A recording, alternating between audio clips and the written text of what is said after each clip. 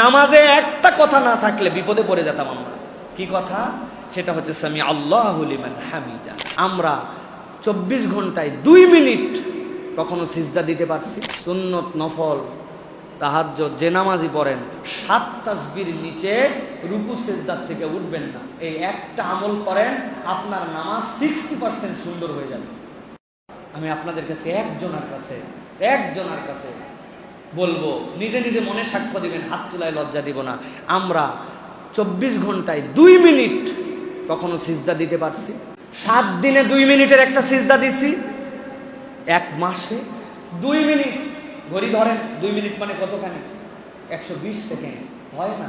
সুবহান রাব্বিল আলা, সুবহান রাব্বিল আলা, সুবহান রাব্বিল আলা, সুবহান রাব্বিল আলা, সুবহান রাব্বিল আলা, সুবহান রাব্বিল আলা, সুবহান রাব্বিল আলা।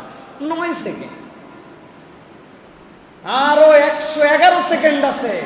এরকম 2 মিনিটের একটা সিজদা দিতে পারি নাই। আমাদের থেকে কপাল পোড়া কে বলেন তো ভাই? যেই নামাজ আপনার জন্য আমার জন্য সবচেয়ে বড় আমানত, সারা জীবনটাই এরকম করে চলে যাবে। এই জন্য আমি আপনাদের কাছে অনুরোধ দিলাম, আমি আমার ছাত্র ভাইদের জন্য বলবো, সুন্নত, নফল, তাহাজ্জুদ যে নামাজি পড়েন 7 তাসবির নিচে রুকু সিজদার থেকে উঠবেন না। এই একটা আমল করেন, আপনার নামাজ 60% সুন্দর হয়ে যাবে। নফল ব্যক্তিগত নামাজে 7 তাসবিতে রুকু, 7 তাসবিতে সিজদা, রুকু সিজদার মধ্যে দোয়া মিস যাবে না। ছোট সূরা পড়েন, ইন্না আতাইনা কুল হুয়াল্লাহ, তারপরে আপনার নামাজটা আল্লাহর কাছে দেখতে সুন্দর হয়ে যাবে ইনশাআল্লাহ। পারবো ইনশাআল্লাহ? পারবো ইনশাআল্লাহ। আর দীর্ঘ দীর্ঘ সিজদা দেওয়ার মাঝে মাঝে 1-2টা সিজদা অনেক দীর্ঘ হবে। 7 বার সুবহান রাব্বিল আলা বলার পরে আল্লাহর কাছে আমার যা যা চাহিদা আমি বলতে শুরু করে দেব। আল্লাহ আমাকে এটা দিতে হবে, সেটা দিতে হবে। দিবেন না মানে? দিবেন না কেন? আপনি আল্লাহকে বলবো, দিবেন না মানে? আমার কি আর রব আছে?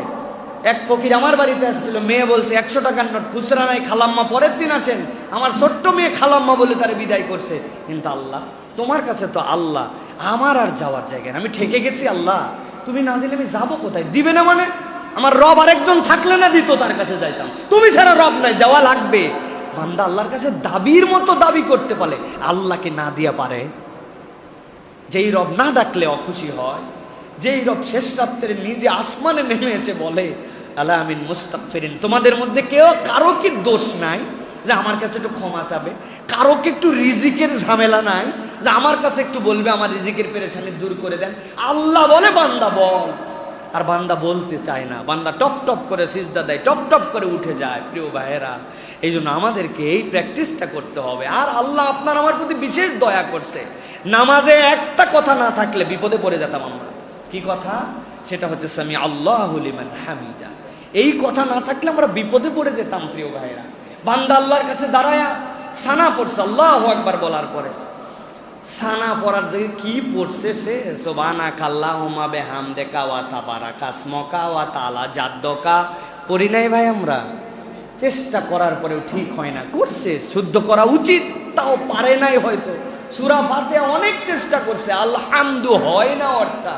চেষ্টা করে দাও আলহামদুলিল্লাহ কোন রকম পড়ছে, সূরা মিলাইছে, রুকুতে গেছে, এরপরে বলছে আল্লাহ, দাঁড়ায়ও বলছে তোমার প্রশংসা। এখন রুকুতে যে বলতেছে সুবহান রাব্বিল আযীম, সুবহান রাব্বিল আযীম। আল্লাহ পবিত্রতা ওই রবের যিনি মহান মহান মহান। এরপরে বান্দা উঠছে, উঠার পরে কি বলছে? সামি আল্লাহু লিমান হামিদা। আল্লাহ বলছেন বান্দা তুই পুরাটা পারবি না, কিন্তু আল্লাহর প্রতি ভরসা রাখ।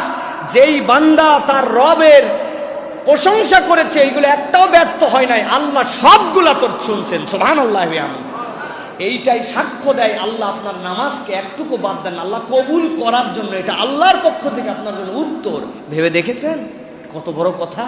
অথচ আমরা এর পরে উঠার পরে যে রব্বানা লাকাল হামদ, এইটাও সুন্দর করে আমরা বলি না, উঠতে উঠতে সিজদায় চলে যাচ্ছি আমরা। প্রিয় ভাইরা, আল্লাহ আমাদেরকে সুন্দর করে সালাত আদায় করার মতো তৌফিক দেন। বলেন আল্লাহুম্মা আমিন।